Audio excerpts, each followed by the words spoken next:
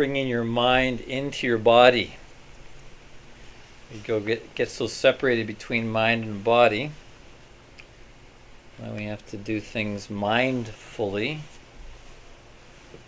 to keep our mind and body integrated.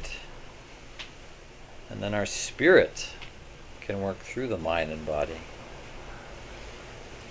Or you could say that our ku can work through our ba and our ka into our cat. So yeah, coming into micro movement. Let's actually do some toroidal flow. Coming up through the center. Bring energy up through the central column. Getting into the levity of a cherry blossom. Actually, maybe imagining yourself as a cherry blossom tree with all that sap coming up through the trunk, through its heart, into its limbs, and offering its beauty to the world.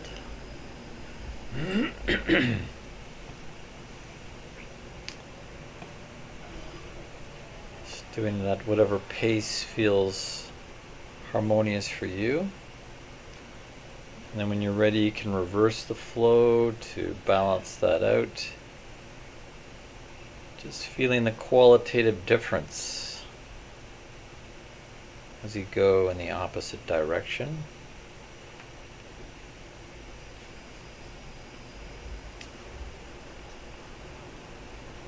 Ka flow, really moving with your ka body.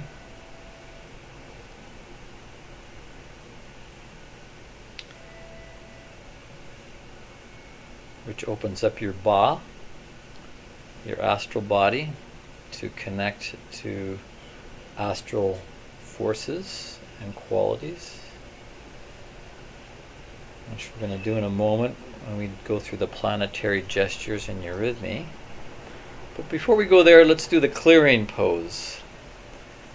This is the arms extended straight up, so you become one straight line like a straw.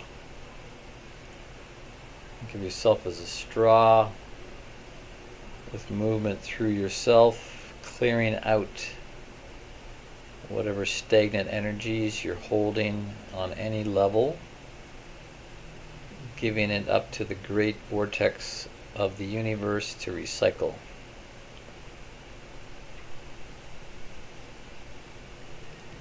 And while you're doing that, you can do micro movements, just very subtle plumb bobbing, which helps with the movement.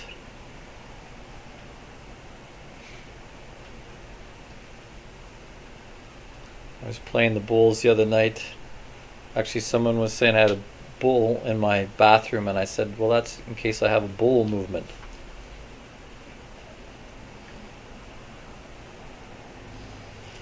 All right, releasing, clearing pose. And we can move into the breathing of the arms as I recite our verse incantation.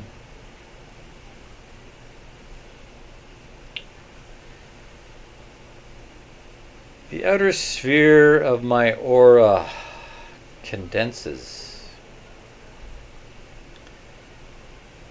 surrounding me as an impenetrable shield and vessel, protecting me from all unwanted, unjust, and impure thoughts, feelings, and intentions. Opening only to the wisdom of cosmic intelligence.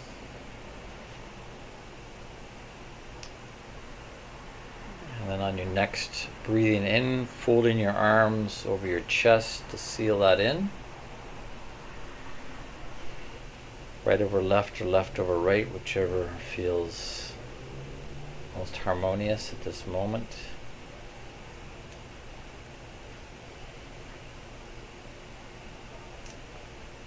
And then releasing the arms down.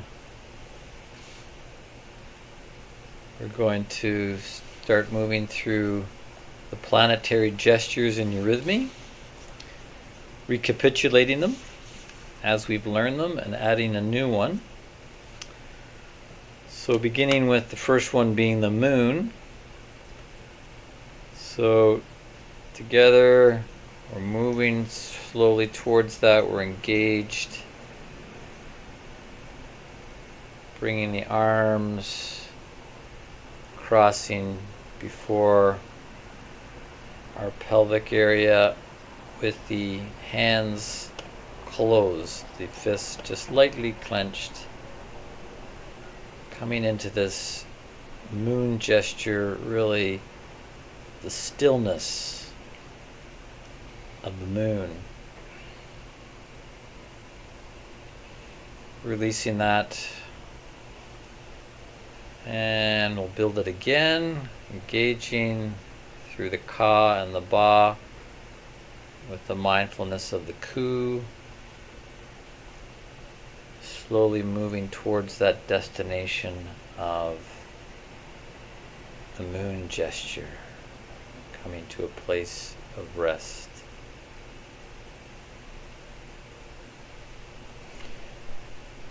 And releasing that. Following the moon, we learned the gesture for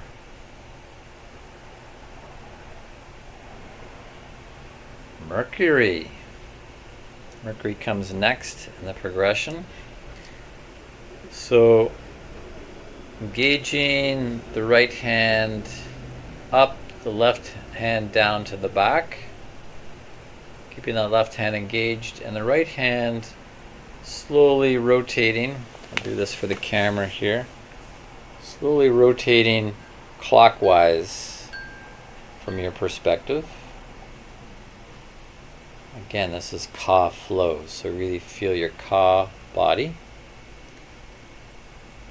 And through your ba body, your astral body, you can tap into the qualities of Mercury.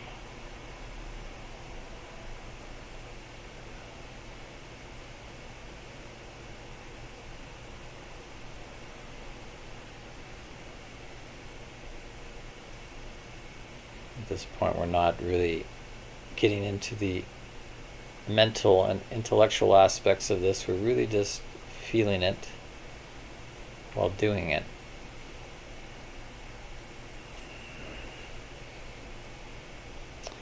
Releasing that.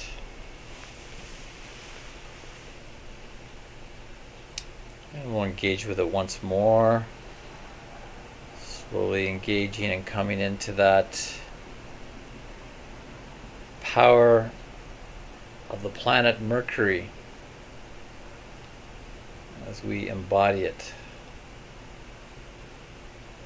on the different levels of our being.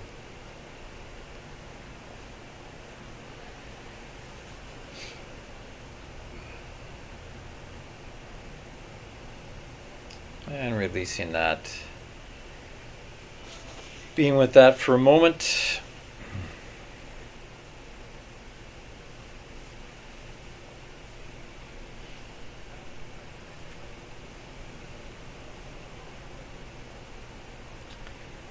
Moving on to the next planetary gesture. We're going to work with that of Venus. Venus. And with that, we start with the right hand just forward, palm up at waist height, something of a gesture of giving, offering out in front. And in the back space, our left hand goes down, similar to Mercury, but now this left arm is rotating counterclockwise. So right hand still and left hand just slowly rotating. And some of these planets rotate in orbit very slowly. So there's no rush here. Just what feels the right speed, not too fast, not too slow. The Goldilocks effect, just right. You're connecting with, it's okay, Mario.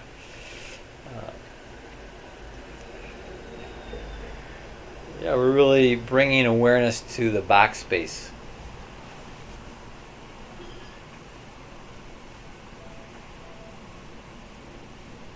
Release that, feel that.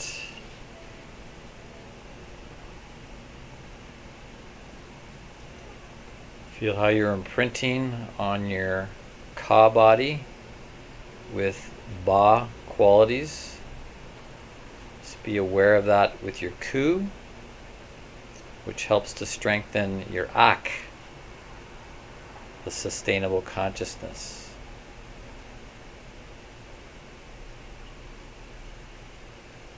Let's engage with Venus again. The right hand forward, this gesture, left hand rotating counterclockwise from your perspective.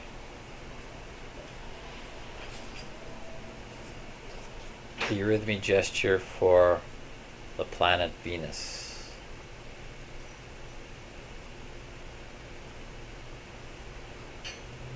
And of course, this doesn't necessarily correlate just to the physical planet.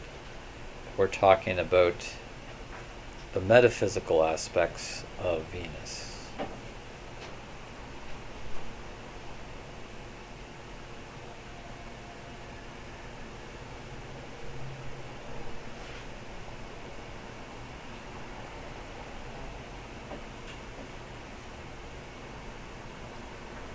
Releasing that. All right, welcome, Daniel. And let's be seated into a nice meditative posture. Sitting up, try not to lean back against anything. So you're really relying on the levity of your Ka body to hold you up rather than propping up your gravity body. And some micro movements.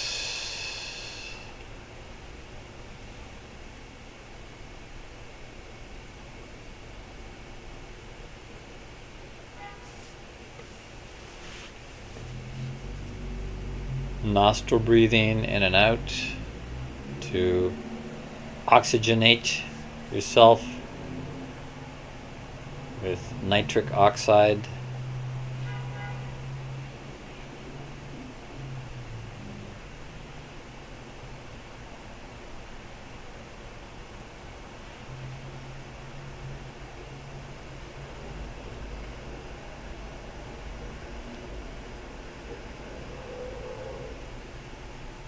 Awareness in the heart,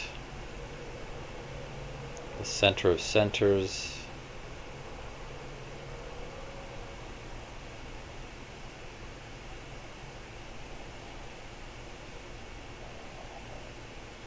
Putting on your inner smile to add inner levity. Even letting that shine out through your outer smile.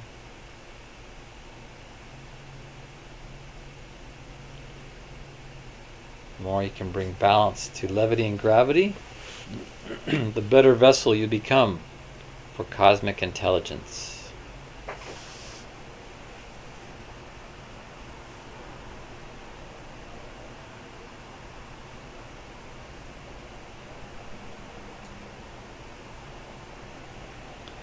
And I want to add a new technique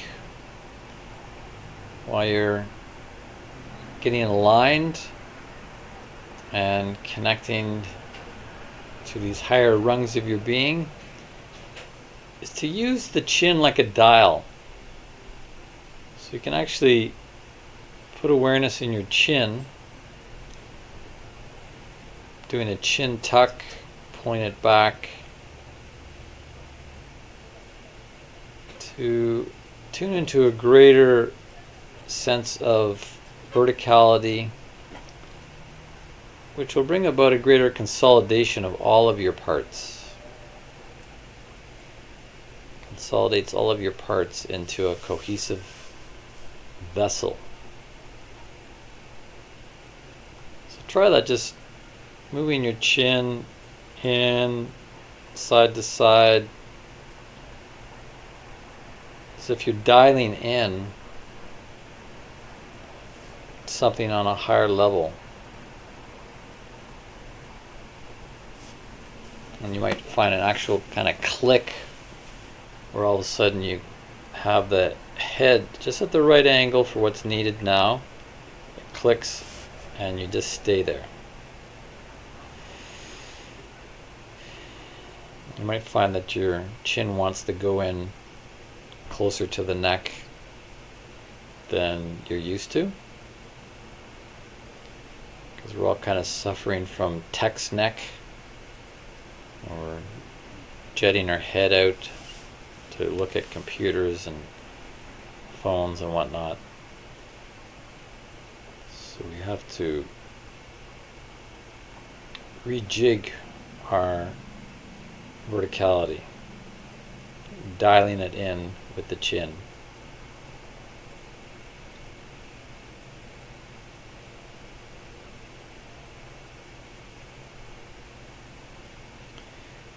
And next we can move into Egyptian power posture number 1, with the palms open and upward facing, your forearms at waist height and not too far out. You don't want to have them jutting out too far. You want to have your elbows pretty much around where your waist is. Again, to build the solidity of these subtle energy bodies.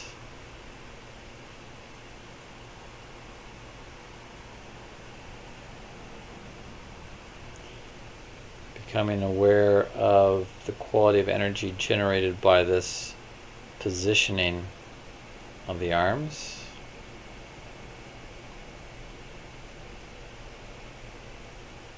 Noticing any responses elsewhere in your body.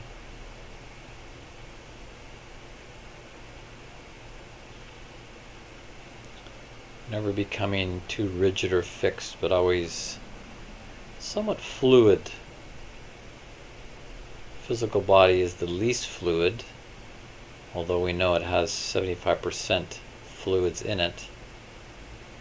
And those fluids help us connect to the even more fluid subtle bodies, the Ka, the Ba, the Ku.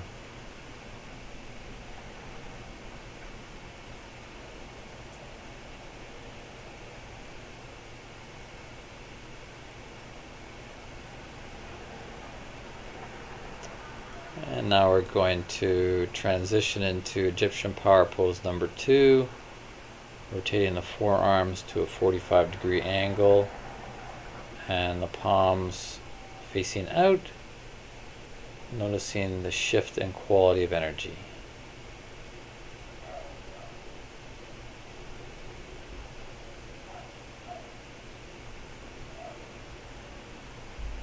Really want to work with this power posture and this term, where we're now giving, projecting back out into the environment around us.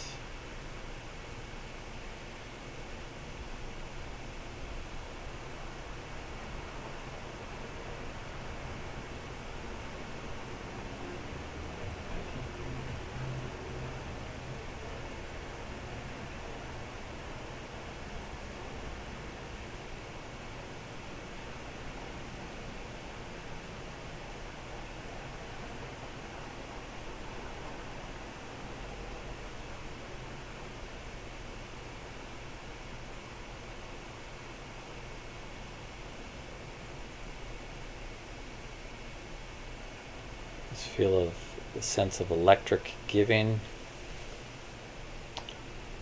Let's rotate back down to power pose 1 just to reset. But we really want to see if we can amplify the second one this term, where we're really empowered in our giving back out. Right now, charging up, receiving. Continuing with the nostril breathing, which also helps with the amplification of electromagnetic energies through the friction created in the nostrils.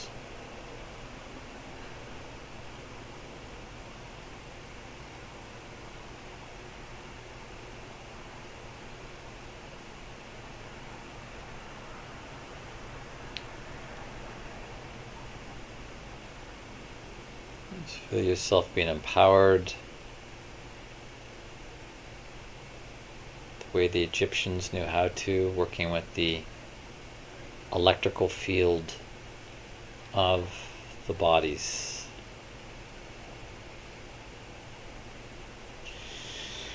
And again, rotating. You can do it on the in-breath if you want. Sometimes it's good to do an inhalation while switching, so you ride on the power of the in-breath.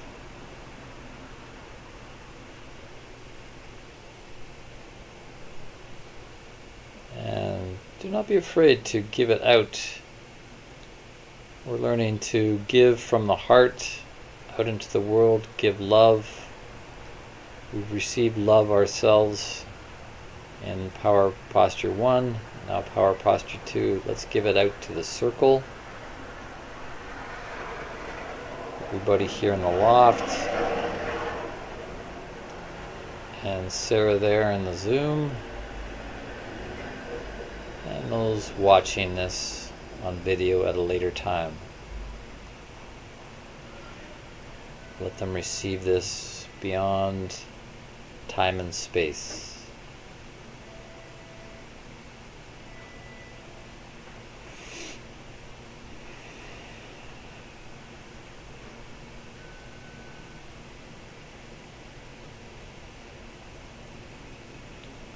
And releasing that practice. Now I'm going to introduce a hand mudra, a way to position your hands while you're meditating, and this is actually called the meditation mudra. I'll hold it up for the camera, where you have one hand cradled in the other hand. Traditionally it's the left hand cradling the right hand while the two thumbs touch lightly.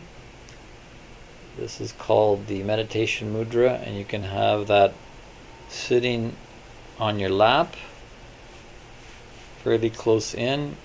And it's said that this hole, this void created by the hands, helps to accentuate the void of nothingness in the meditation space,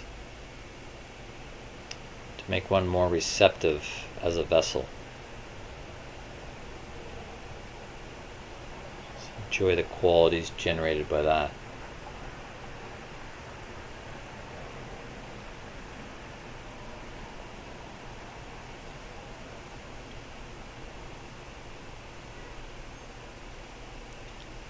And while holding the hands in that mudra, we can engage with a few rounds of the Om yogic breath. That's oming with the mouth closed to create vibration in the sinuses, in the bones of the skull, the mouth closed. So starting with a nice exhalation through the nose, inhaling through the nose, nice roundness in the oral cavity while oming.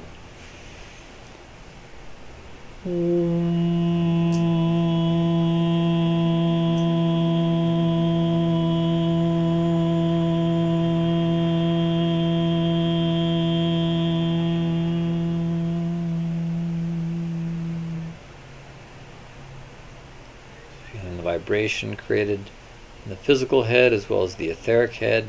Another inhalation.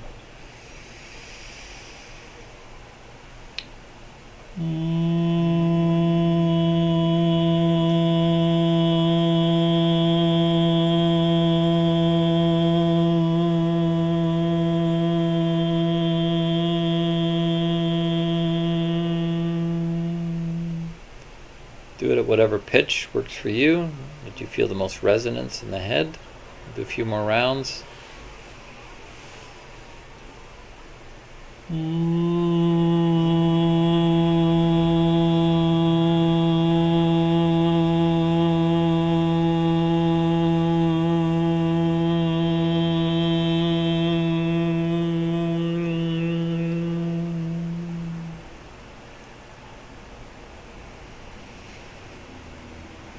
Good and strong.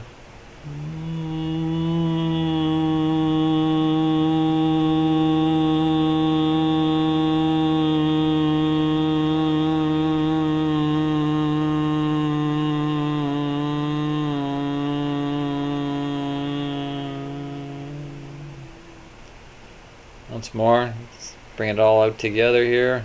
Good and strong.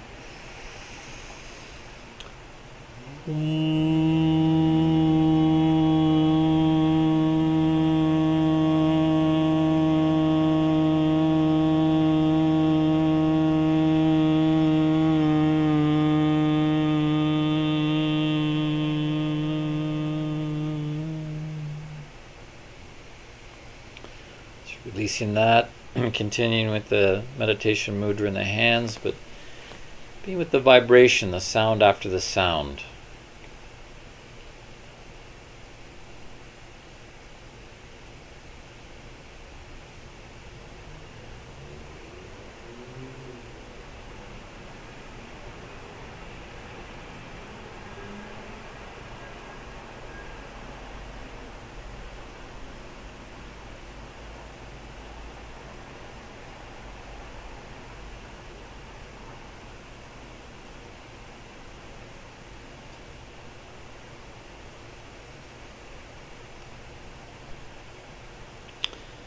And adding another new practice, again focusing on the head and the mouth. The mouth is an extremely powerful instrument as a human being. And this is a simple one where you simply make sure that your teeth are touching. The upper teeth and the lower teeth.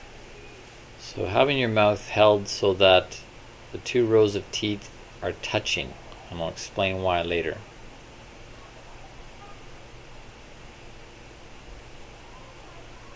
You can have an inner outer smile, but just making sure your teeth are touching as you hold your jaw.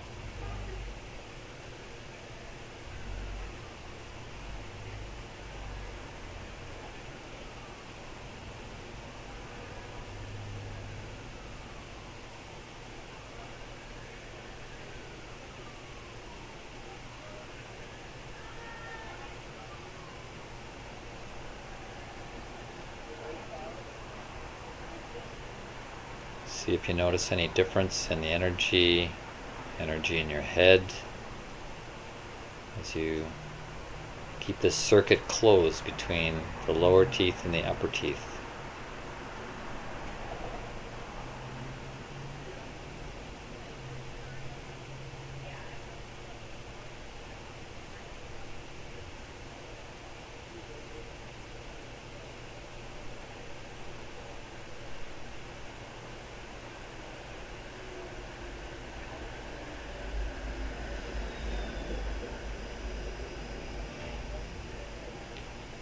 Maintaining that circuit of the teeth, we're going to start moving down in the column,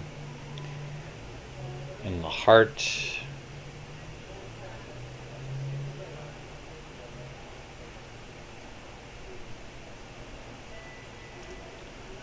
moving down now to the navel area of the belly.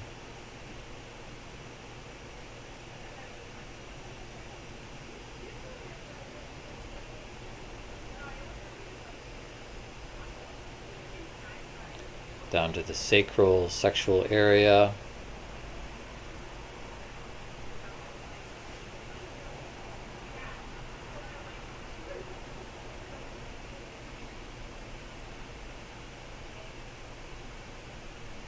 down to the perineum.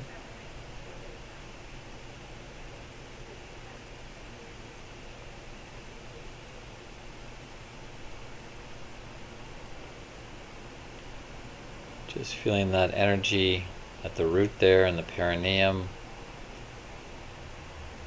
Amplifying that with your awareness.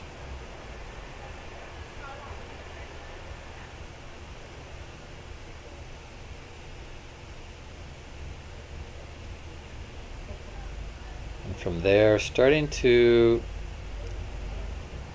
feel into the area below the root.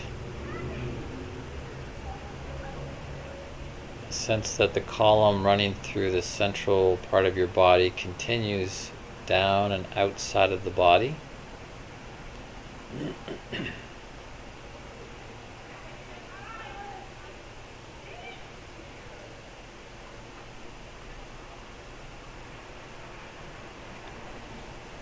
And moving awareness down that column. Could be a few inches, a foot or more. Finding an area beneath the body that you can rest your awareness.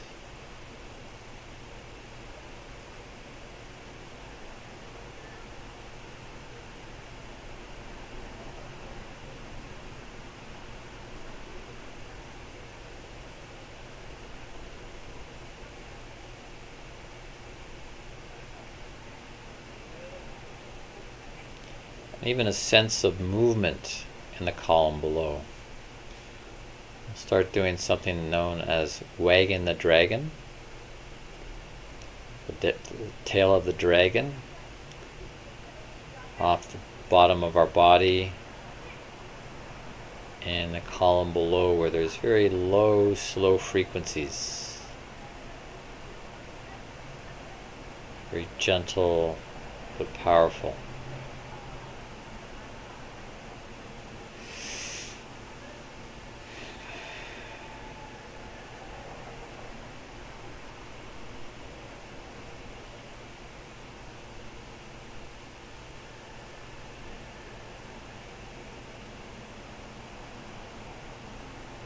Sense of those dragon energies beneath the body and your connection to them, down out through your root.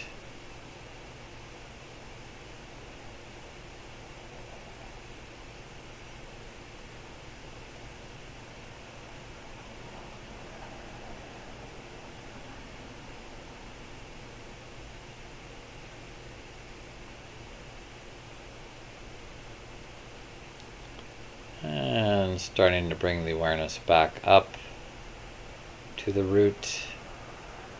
Just being in gratitude from the heart for connecting to these forces beneath you that connect you to the powers of the earth.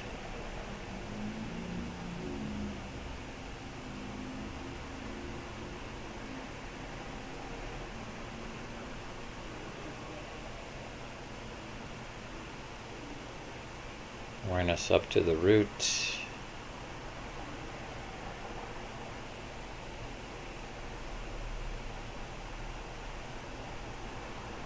From the root you can feel still down below you, as well as anticipation of moving awareness back up into the body.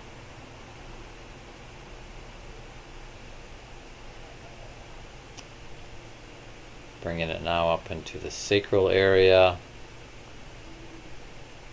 Still feeling connected to the below.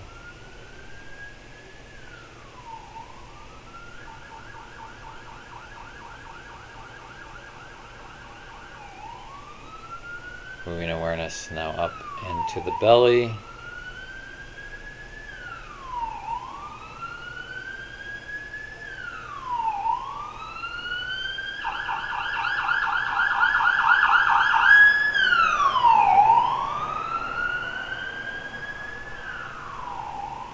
Bringing awareness now up into the heart. Being in the heart with gratitude, reverence, veneration for that which is higher, than ourselves.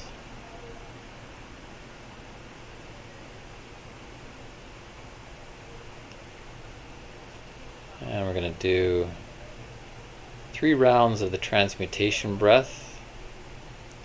So start with a nice exhalation out.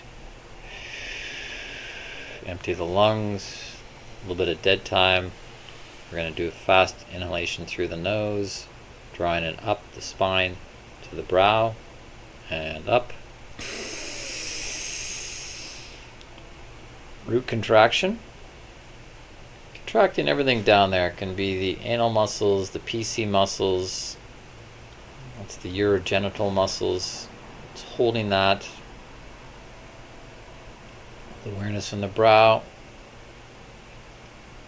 And a little sniff to unlatch.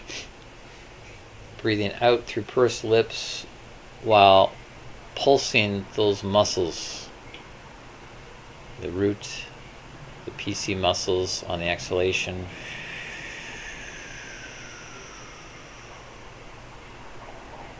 And stopping when you're empty.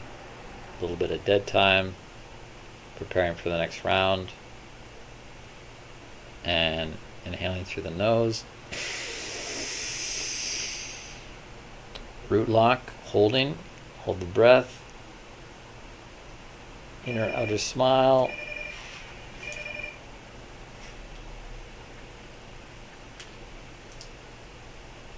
Little sniff to unlatch. Exhaling through pursed lips while pulsing the lower muscles.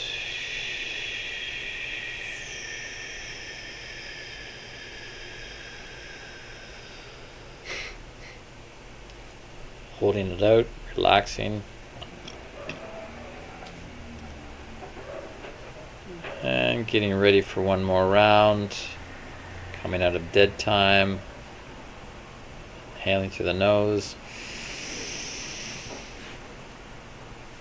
Locking it in, holding. You're pumping yourself up. Putting on the iron shirt, as it's called in Kung Fu.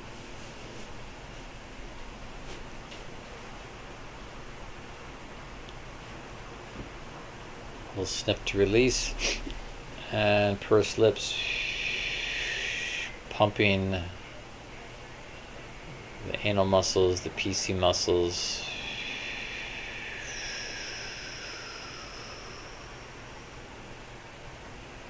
And releasing. Letting go of the practice. You can release the hands from the meditation mudra. Just relaxing, enjoying the afterglow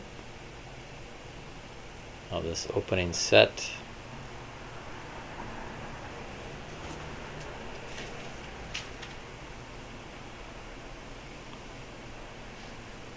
I'm not quite finished with what we're going to be doing here in the opening set. We're going to move into one more practice that relates to the theme of the week, which is thinking. This is a thinking practice which we'll do in circle, but we will be practicing it individually over the week. This was one of the #1 practices given by Rudolf Steiner as a supplementary exercise to anything else you're doing, is to do this thinking practice as a means of mastery, self-control, and to a certain extent even protection. So you can gently open your eyes and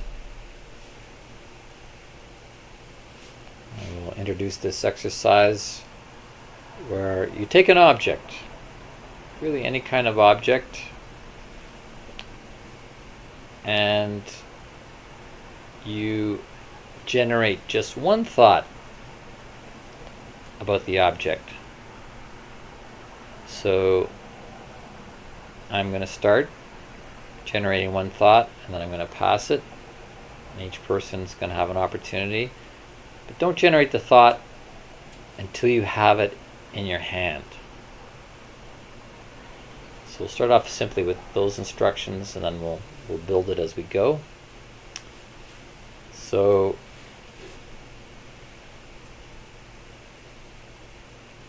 it has a shiny surface.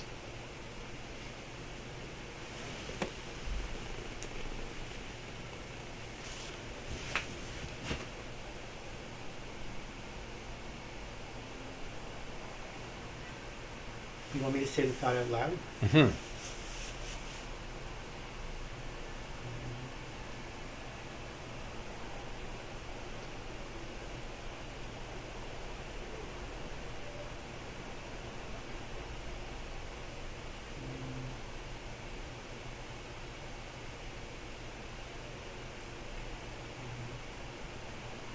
It reminds me of the Egyptian pyramids. Great. Speak it out loud like you're giving birth to a thought. It was black. It's pointy.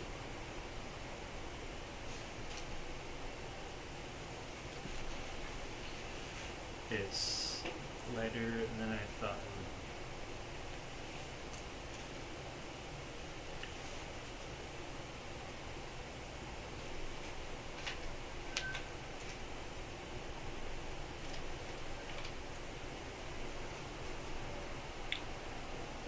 Reminds me of coloring here reminds me of copper.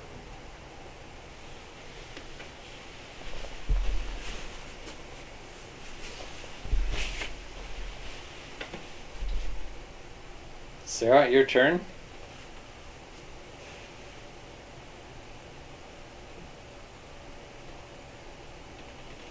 You'll have to unmute.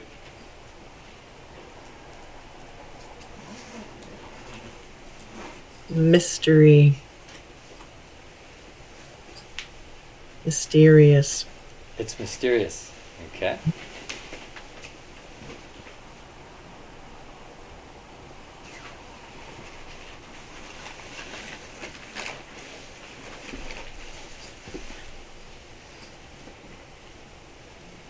I don't know which way is up.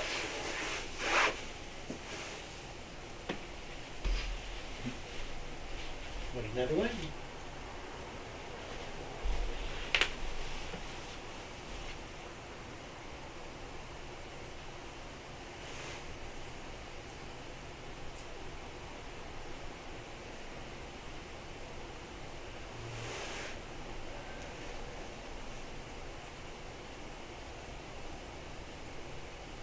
It has a smooth feeling.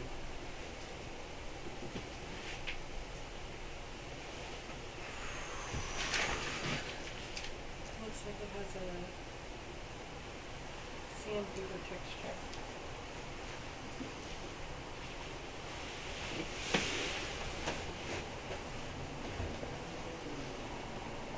Kind of looks like the galaxy. In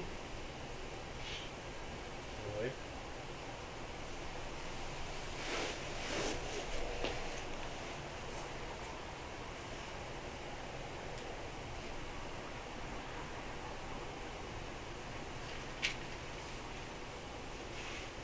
It fits kind of like perfectly comfortable in my hands.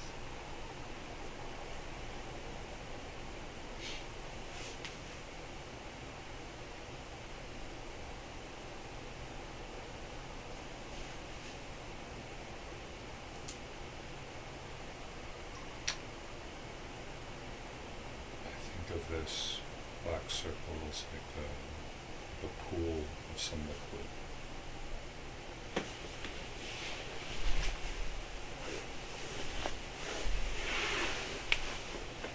Sarah.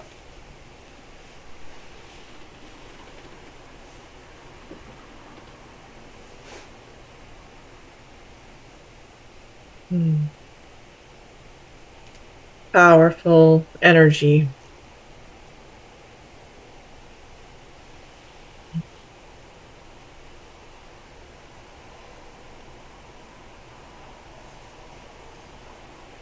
It gives me delight. Another one?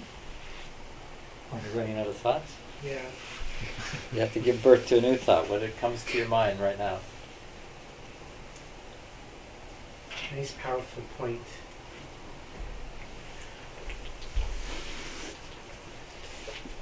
It has stripes.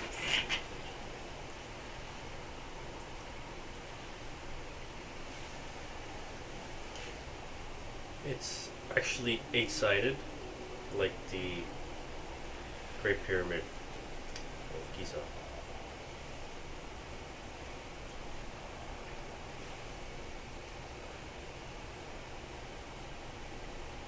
I can feel a light tickling sensation in my palm, and I then over top like this.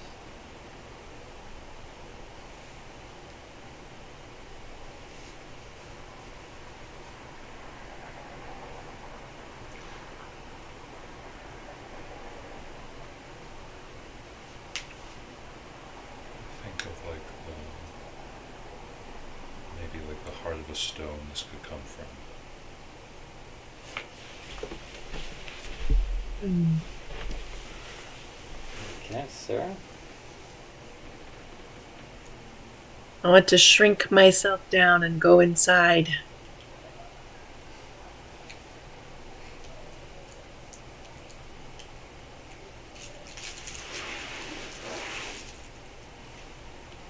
I'd like to know more of what it's made of. Oh, not another one.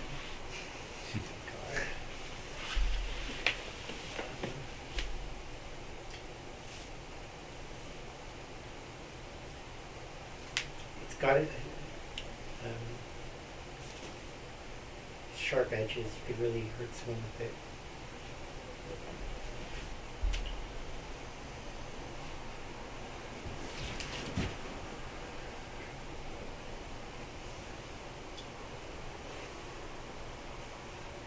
On the inside, it looks like a cloud.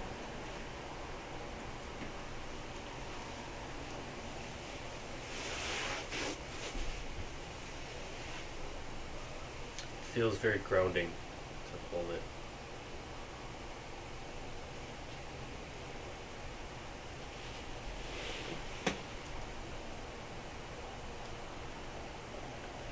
It has a surprisingly light, kind of like flower smell to it almost, I think.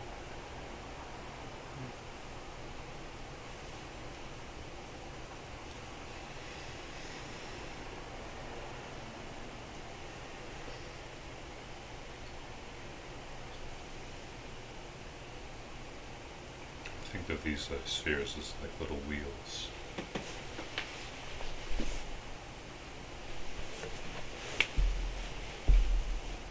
Sarah.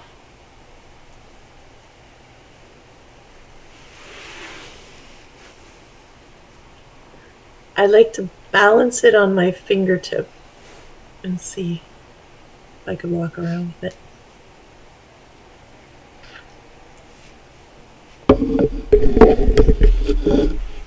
Okay.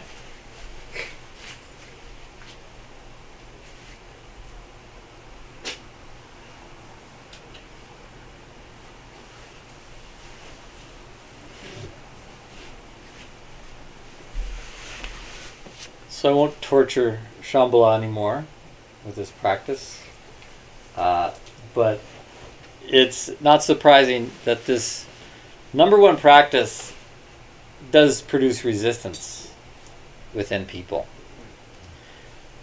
which is exactly the reason why we want to be doing this and why Rudolf Steiner gave this as the very first of his 6 supplementary exercises that he said should be done along with any other kind of practices that you do, because it will give you more control over your inner life and will help to massage out things that produce resistances that actually weaken you. So this is known as the thought exercise. We're moving on to the theme of thought this week. And this will be the practice for you to do during this week. and I would encourage you to continue with it even beyond. So I'll just describe the practice now that you'll do on your own, because you won't be in circle. So you'll have an object. You can find any kind of object. It can be something human-made, can be something from nature.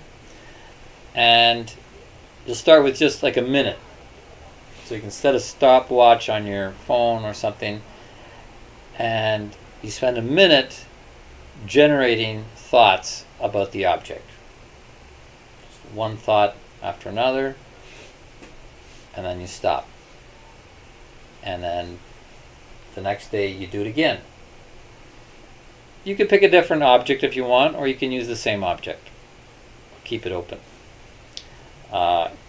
Using the same object is more challenging. Not that you have to come up with different thoughts, but you still want to be able to have a sense of generating a new thought each time you do it. Because we are actually thought generators. We create thoughts out of cognitive activity. So that's basically the exercise. For a minute, you thought after thought after thought about whatever the object is, and then ideally you continue the exercise and you increase the time. So instead of 60 seconds, you go for 90 seconds, and then you can increase it to 2 minutes. I know people that will do this for 5 minutes or 10 minutes, and they've done it for years. Very strengthening of their mental faculties, because I'll describe this now and then I'll repeat it again later, because the feelings will resist. It's really the feeling realm that resists.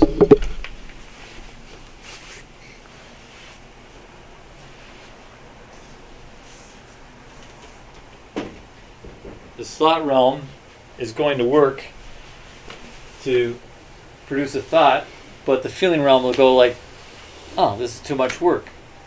This is boring. I don't want to do this. I've got other things to do. I've got other things on my mind. That's exactly what you want to run into and deal with it. To get the feelings to fall into line with this prescribed exercise that you are giving to yourself. So the feelings actually have to transform. You bring transformation to your feeling realm so that you can do this thought exercise. What does it take to do that? To get your feelings to cooperate with the thought exercise. Any guesses? It's right in front of you. Intention. Attention. Intention. Intention, yes. And what part of us is intention? It's right on the board. Yeah. The word intention's right on the board. Will. Will, thank you. Yes, thinking, feeling, will. It takes will to do this thought exercise. You're bringing will into your thinking.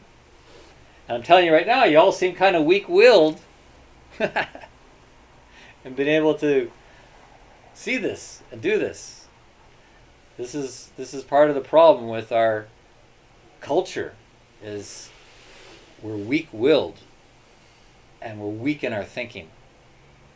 And as a result, we're not really free beings. We'll talk about that a bit more later after the break. Just right now lining up what this practice is for you to do for the next week, and I would say for the rest of your life. But it takes bringing the will up to do this exercise, bringing will into thinking, weaving the will into thinking, because this is ultimately what we want to do, is to weave these three cognitive capacities together, because they're unique with their own form of intelligence, but they need to work together. And so this thinking practice is really good in bringing them together. The will is going to have to tell the feelings, come on, sit down, get on board with this, let's do it. Otherwise, your feelings take over. Your feelings govern your life. I don't want to do this, I want to do that. Like a child. That's not going to lead to freedom. That's going to lead to you being manipulated by your own feelings and also things outside of you that manipulate your feelings. So, everybody clear on the nature of this practice? Yeah? Okay, great. Just a couple other things to look at from the opening set. We learned the new mudra here with the two thumbs gently pushed together and one hand cradling the other.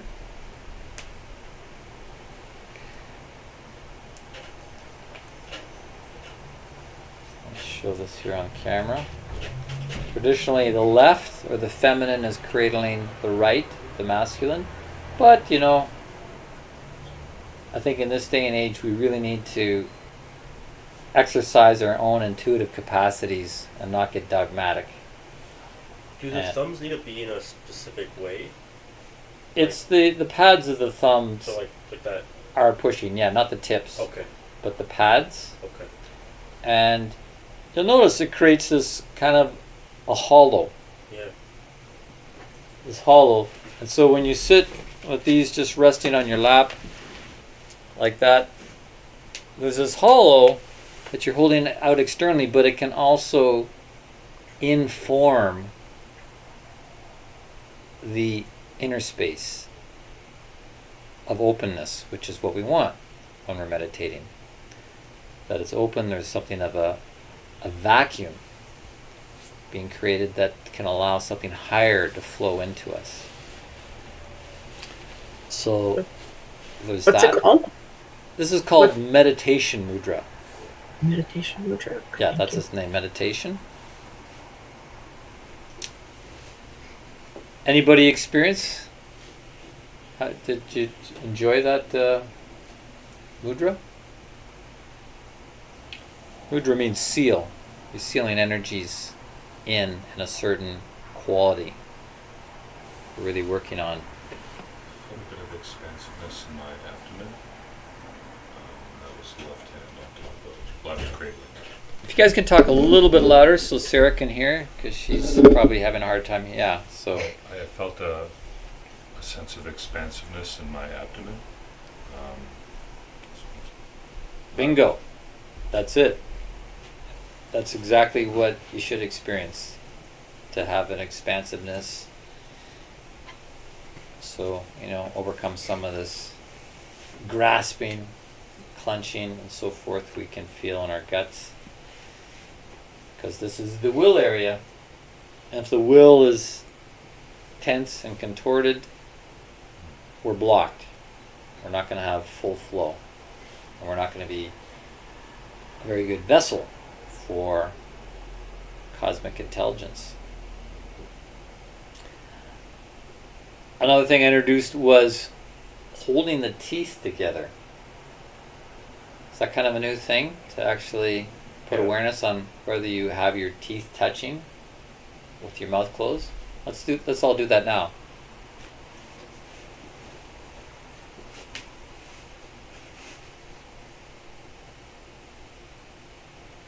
How does that feel? Does that feel weird? Or is that the way you are normally? So the tips have to touch, or could they? Yeah, the teeth should really just be able to rest together, and hopefully you've got a bite where that can happen easily. That's the way it's normally meant to be. I actually asked my dentist or my hygienist last week. I said people should really hold their mouths with their teeth touching. She said, yeah, that's normal. And, a dentist, if he does dental work, he'll check that your bite will be able to sit like that. And I realized I wasn't doing that. That, the jaw is kind of like loosey-goosey, and we're not holding good structure then. We're not holding ourselves as a good vessel to contain energies. We suffer far too much from apana, which is the leakage of prana, because we don't hold our members, our subtle anatomy, with integrity. And one of the beautiful things about the teeth touching is it completes the circuitry from the body to the head. And it's not unlike the pyramid. The Great Pyramid, yeah, you got that, Sarah, eh? That, these stones piled on top of each other are creating piezoelectricity. The weight of the stones, the pressure between them generates piezoelectricity. And we can do that too by just gently having our teeth touching. We don't have to clench with tension, but just holding them together while you're meditating will allow to generate more piezoelectricity in the head, just as breathing through the nostrils produces electricity, subtle electrical currents. And it's all very beneficial for the head, which is the headquarters of the electromagnetic system in your body that then flows out through your nerve system and your meridians. So anything we can do to amplify that is going to support brain health. It's going to help with the junk that gets in the head, the stagnant energies, the molds, the bacterias, the viruses, because electricity kills those things. Yeah. So this is something I've been recently guided to, just in my own meditation. I get a lot of instruction just while meditating. And so I'm sharing this with you to practice this, of holding teeth together gently while meditating. Did anybody notice something while doing it? I did. Yeah? What'd you see, Sharon? I felt like I could feel my feet really, really tingling. Like I could feel the energy. That's mostly where I was focusing. But even when I do it again, as you're re-instructing us, but I can feel the energy in my body, like a lot when I'm doing that. Great. That was really cool. Yeah, me too. It's like pretty much instantaneous. I do that and all of a sudden, like, ooh, I'm feeling tingling up in the higher parts of my head and my brain. Very beneficial. I've never seen this taught anywhere. I've never read it in a yoga book.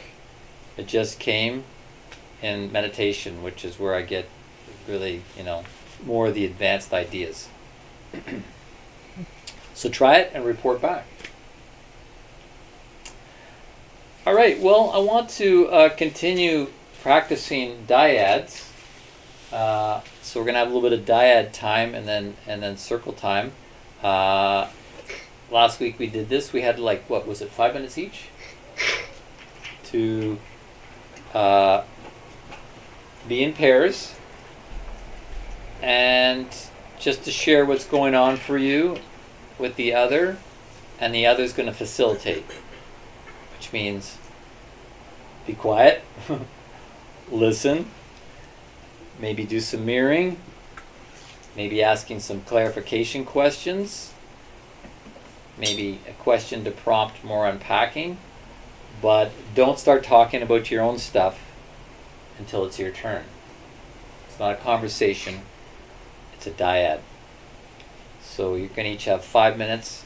Halfway through, I'll call switch, and then the person who was facilitating will then have their turn to unpack, and the other person that was unpacking will have their turn to facilitate. And it's really around, the past week, and the theme of the past week has been around the feeling realm, the heart. Some of the assignment was to reflect on the development of your feeling realm, particularly during that period of 7 to 14, which is when feeling realm has its day, to grow, and hopefully is supported by the verity of, which verity?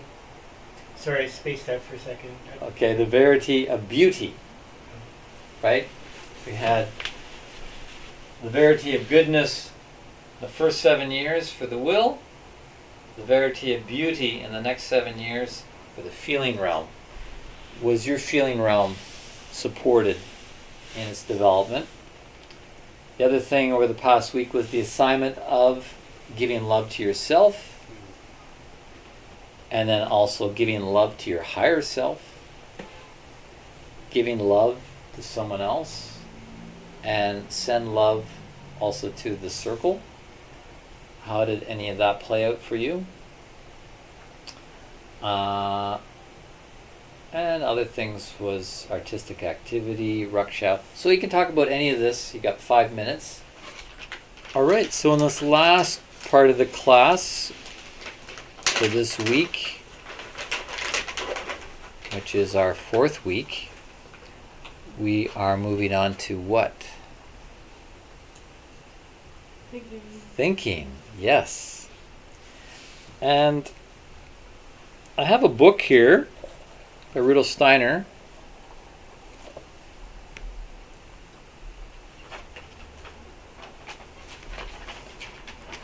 This book called The Redemption of Thinking.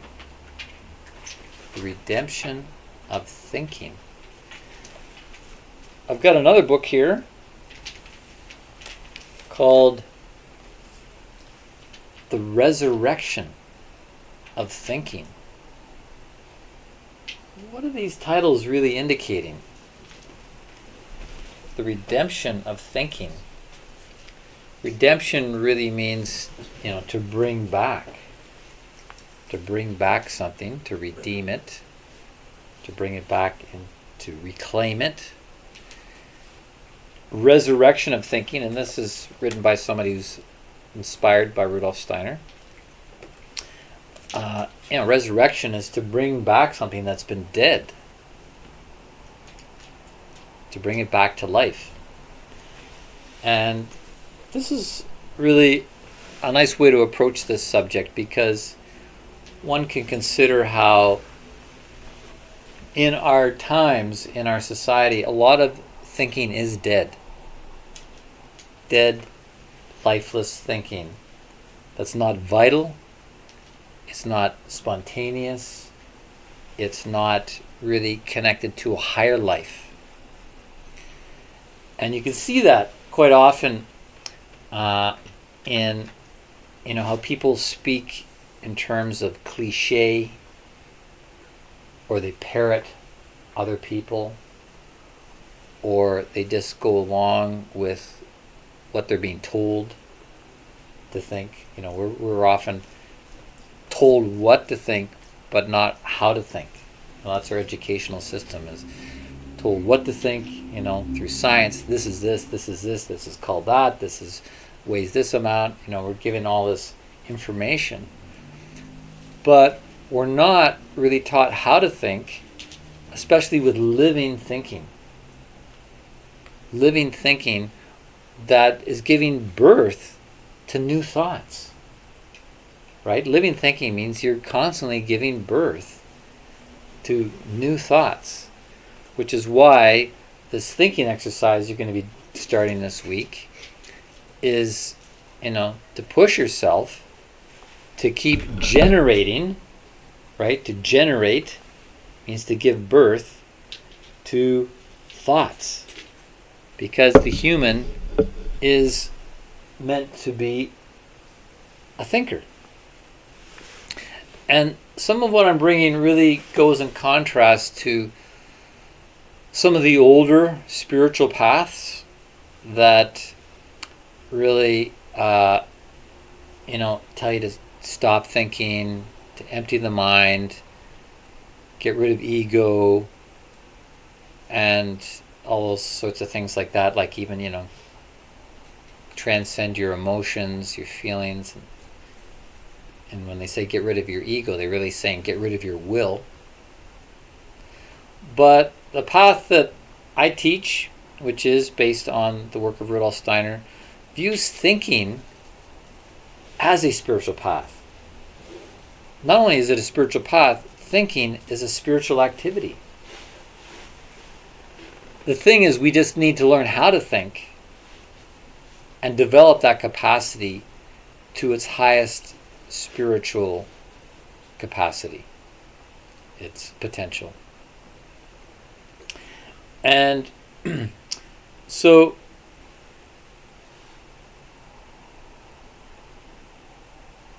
one of the reasons why thinking is dead is because it lacks the support of these other two capacities.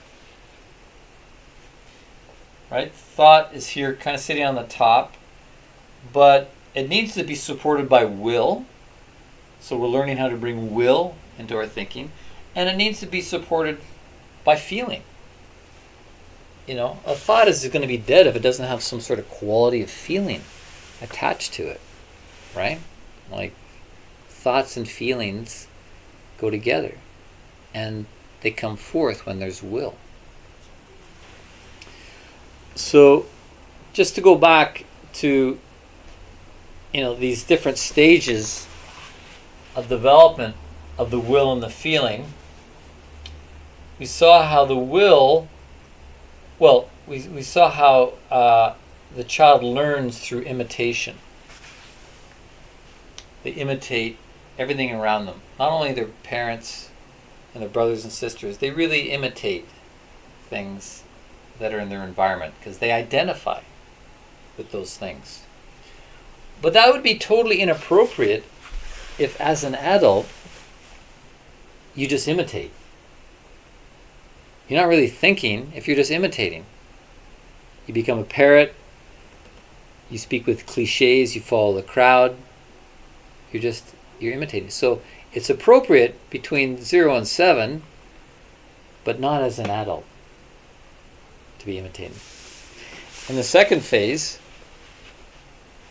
we learn by following higher authority.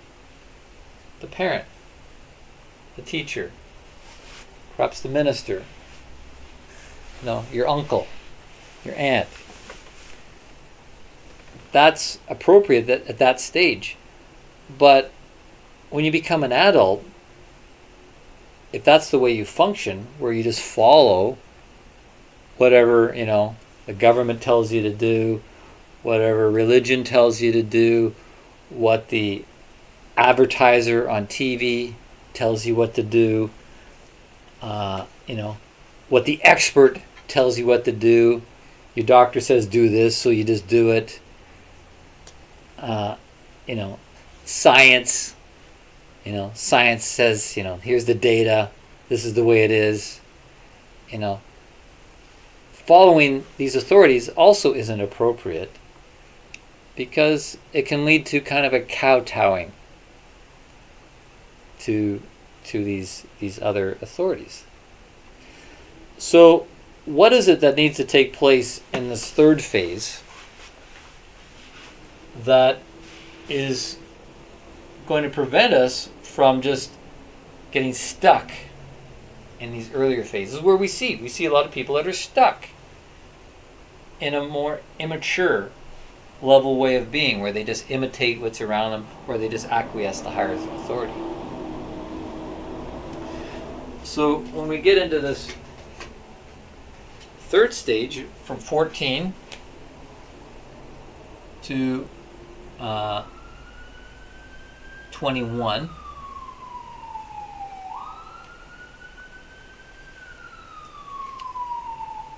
we're really developing now our thinking.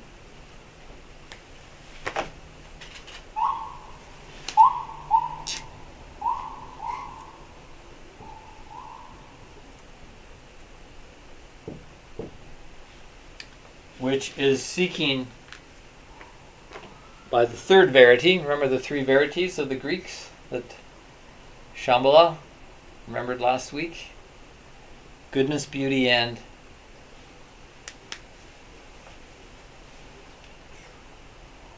Truth. Truth. Thank you.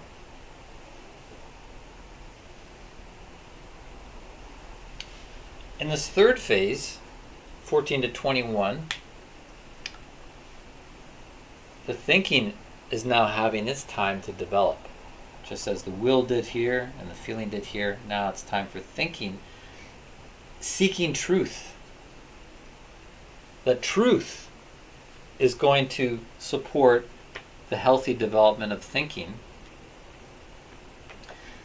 And so instead of imitating things or acquiescing to higher authority, we're really trying to develop independent thinking.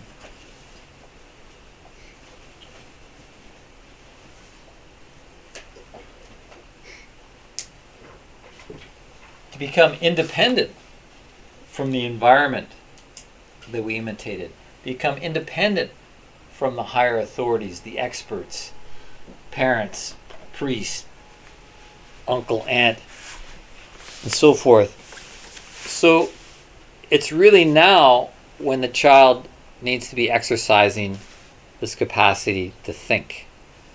As I said earlier, we don't want to rush that or push that in the early stages because it's not appropriate.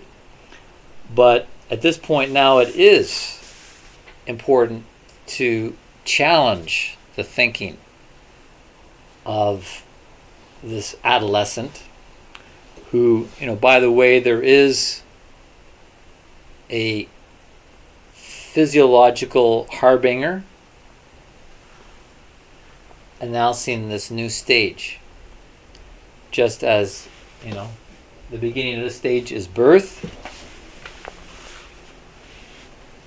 What happens around age 7?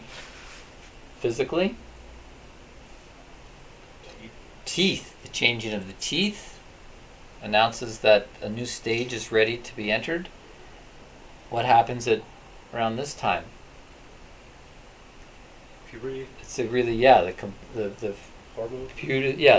fruition of the sexual organs is announcing now the child is ready to develop new capacities, which is this thought life. And this really fits with what's going on in the child's world, because in this first stage, the child is kind of like a homebody, They're like really held in the envelope of the parents. This stage, they're kind of coming out of the cocoon, becoming like a bit of a butterfly, right? Coming out of the cocoon to become a butterfly, and here get a bit more movement. But now, 14 to 21, to really become a social being. You become a social being and you're developing your personality. Who am I? What's my style? Am I this style? Or do I go with like the peer pressure, go with the pack, or maybe I'm more independent? So it's really this theme of independence that needs to be developed, to be called forth in this period of 14 to 21. And so this is where a teacher should really challenge a child's thinking to the point that the student will actually oppose what the authority says or what your parent says. And we see this naturally. The child will, as you said, your parents were making you things that you disagreed with, which is good because you were developing your own mind. And you were saying, like, my father's not even sensitive emotionally to what's going on. And you were developing your own emotions. It's hard. It's a hard phase because there is this breaking apart. But that's setting us free. That's what independence is. It means you're really becoming a free being, which is then preparing for the next stage, which we'll talk about next week. But the capacities have to be prepared. So, yeah, when I was in high school, like around 14, 15, 16, I actually joined the debating society. That was so great for developing my thinking. Because in debating, you have to be able to look at different sides. You have to be able to move around in your thoughts and see things from different perspectives. When you're in debating, you don't even get to choose what side you're on. They tell you, okay, you have to take this side of the argument, and the opposite team takes that side of the argument. You don't get to pick. You have to then develop the thoughts to defend that side of the argument. Debating is really a great way to develop your thinking. A lot of people kind of shy away from debating.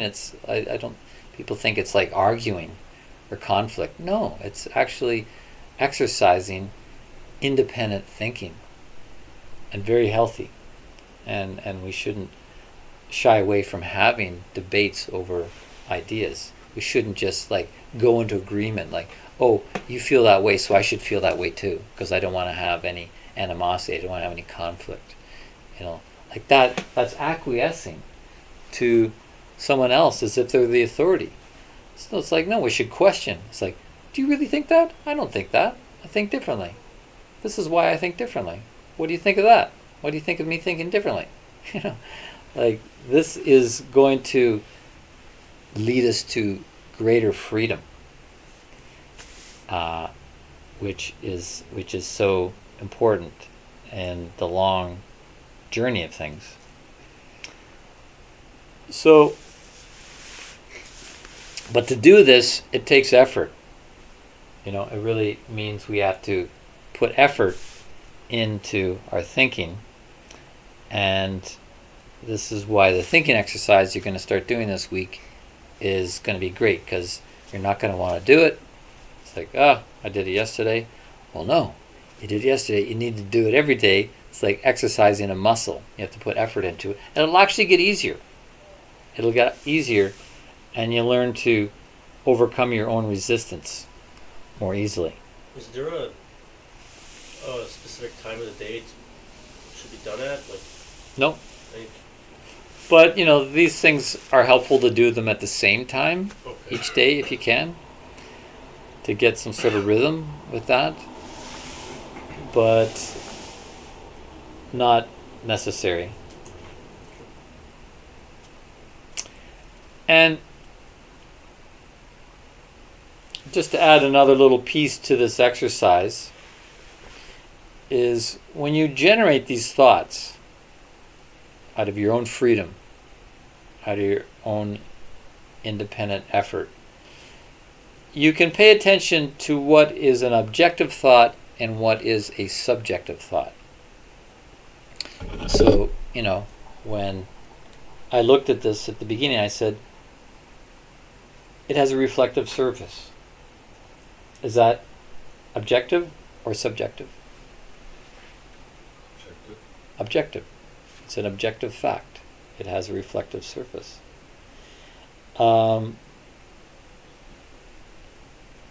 Later on, what did I say? I said, I like the way it makes me feel. Is that objective or subjective? Subjective. The subject, is expressing how it feels. So that's helpful. That was actually an exercise we did last term, was to pay attention to when you say something, is it an objective fact or is it a subjective feeling? And that could be very helpful in getting more control over our mind. Am I being objective with a fact, or am I just expressing my personal feeling around something? And this leads us into really the two sides of our mental capacity, which I call the scientific and the shamanistic, or the artistic, you could say. The scientific, tries to be objective. And that really is more, like just with dry facts. Just a dry fact. when I say, I like this, I like the way it feels, that's actually bringing in something of feeling realm, which can be more subjective. And they both have their strengths and weaknesses. People that are scientific all the time and they only speak in objective facts, it can be very drying to the soul. That you're just being factual. Just stick to the facts and don't express your feelings around things. It can be very drying, but it can also be very accurate. Then you have sort of more the feeling artistic side, where it's like, oh, I like that, or that's too high, or there's too much red in that, or there's not enough feeling in that music. I get that around here in this building a lot because this is a building full of artists, and they've gone through artistic training, and you talk to them, 2 or 3 sentences in, they're telling you their subjective opinion on stuff, because that's the way their mind has been trained. They start telling you that what they like and what they don't like and what's wrong with this and this guy's no good. It's all their opinions. So nothing factual. It's just entirely their subjective feeling around things. So pay attention as you work with this thought exercise to see, am I being objectively factual or am I living into my feelings? And you don't have to judge, just be aware of that. Okay, so this is our looking at the thinking part of our being, and we'll continue to unpack this more as we go forward. But I need to. Any questions around this? Any comments around this piece?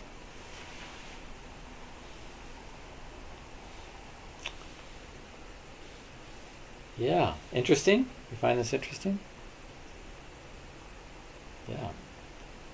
To see how we function, how we all function as a being with these capacities.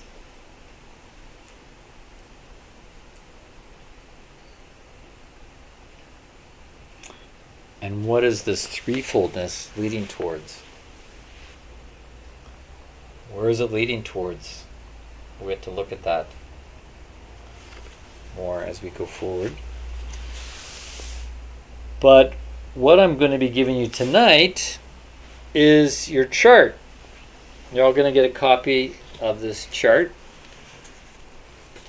It's a little bit bigger than this. I just got them printed yesterday. And the ones that I got printed, they're a little bit glossier than this paper, but I tested it and I think there should be no problem writing on it. You can use a pen, or you might get a fine tip felt pen, or you might get one of those really sharp pencils if you want to be able to erase it. Not bad to be able to erase it if you want. Yeah, let me get one of them here.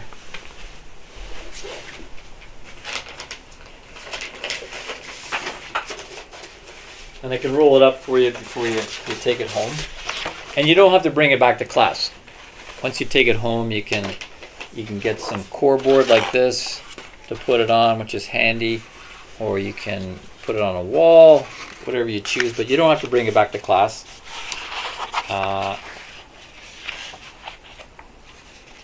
This is the size, a little bit bigger. And just, we'll be talking about it each week. But to get you started, you can read it, but I didn't make this chart, so there's stuff on here. You can look at it. We won't look at it all, but there's some kind of interesting things there that might be a little bit mysterious why they say that. Don't worry about it too much at this point. What I would encourage you to do is fill in this first little column here where it says at the top year and age. So they already have, it's a box that's got a line through the middle, and it's already got them numbered. So 1, 2, 3, 4, 5, 6. To save you getting confused the way I did initially, is that number 1 refers to when you turned 1.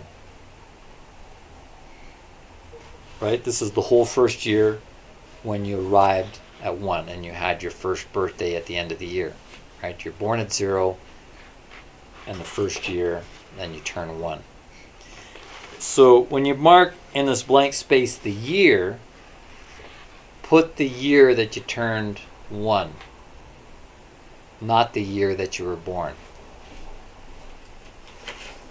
Right? So, like what month were you born in, Daniel? August. August. Okay. 97. I'm 97. So That'd be 98. yeah, so you'd start with 98. Okay. You'd put 98, you turned 1. And so this first row of boxes here relates to everything that happened during that year from 97 to 98. So it's important. Otherwise you get down here and you go, what year? You know, what year am I writing in this row here? So you can fill that in as up to where, you know, I mean, you gotta go right to the end.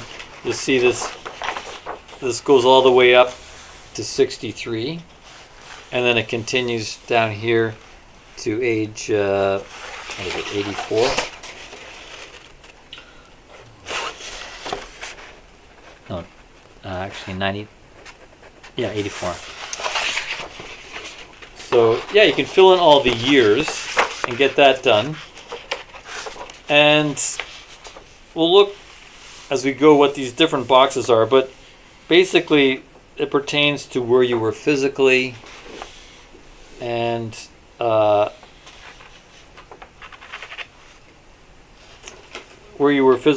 then the second column is like people and family and things like that. And then the third column was your interests and your studies and, you know, your hobbies and things that you're into, like, you know, if you're at school. And then the fourth column deals with destiny events, like, oh, I, you know, got hit by a car, or I met this person, or I discovered this author that I started reading and that changed my life. We'll look at this more closely next week. I don't want to talk too much about it tonight. I just want you to get started with the simple basics, getting the years in, having a look at it. But you could actually start with this first column of putting where you were, you know, like where you were born. You know, I was born in Timbuktu, and then at age 8 we moved to Montreal, and then when I got to 20, you know, I moved here. So you can actually start filling it in, because I'm not going to put any brakes on this. I'm not going to say like slow down or don't do. I want you to dive in. And if this next week you want to like dive in and start filling it in, that's fine. If you have any questions, reach out. But we'll talk about this more as we go.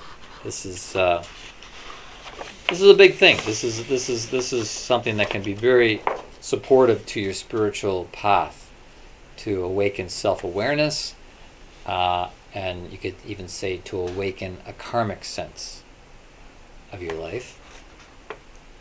So some of you may, you know, this may sit on the floor at home for the week. For others of you, you may have it filled in by next week. It's an individual thing. Any questions around this? Nothing yet. Nothing yet. Good. I'll give you this one, Devin. So that's part of the home play. And the rest of the home play, okay, there's the thinking exercise. We've got a new walking exercise. So far you've learned to lift up a little bit more for the will. You learn to place the arch a little bit more for the heart. With this one, you're going to, this is what happens when I give the chart out. People just get lost in it. Can you hold on a second? Just this walking exercise pertains to the thinking. What part of the foot pertains more to the thinking? Toes. Right. So you're going to walk more, well, with your toes first. Toes first. So what does that mean? Well, it's actually toes first and toes last. So when I step, I put my toe down first.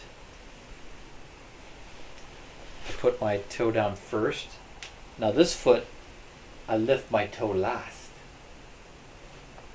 Lift last, place first. Lift last, place first. Lift last, place first. It's going to awaken your thinking.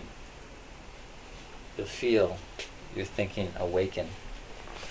Not only because you have to be mindful, but because the toes really will affect the thinking. Okay, so I'll put that in the Google Doc. Prepare to do the Venus gesture.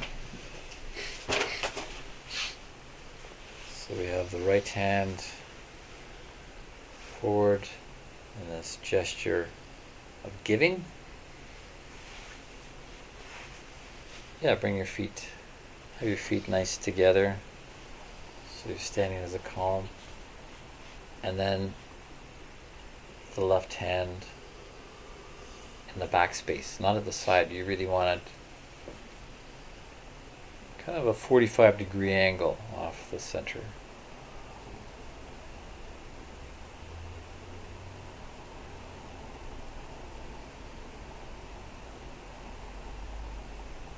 And that's counterclockwise to your perspective. Release that.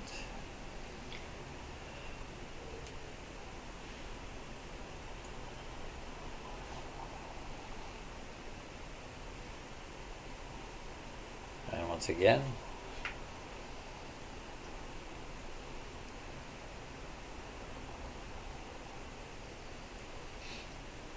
etheric movement.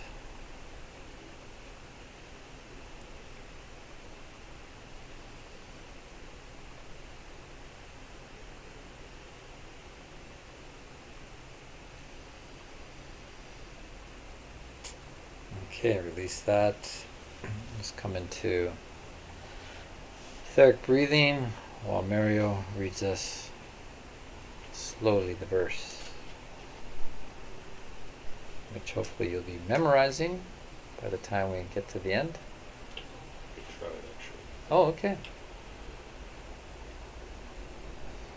The outer sphere of my aura condenses.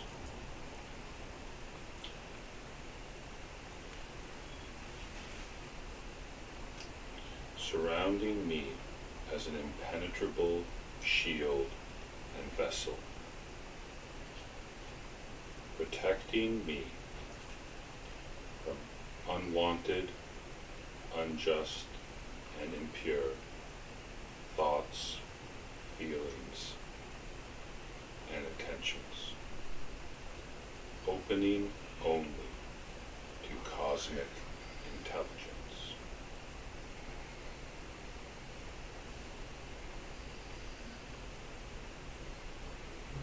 Closing your aura, crossing your arms over your chest.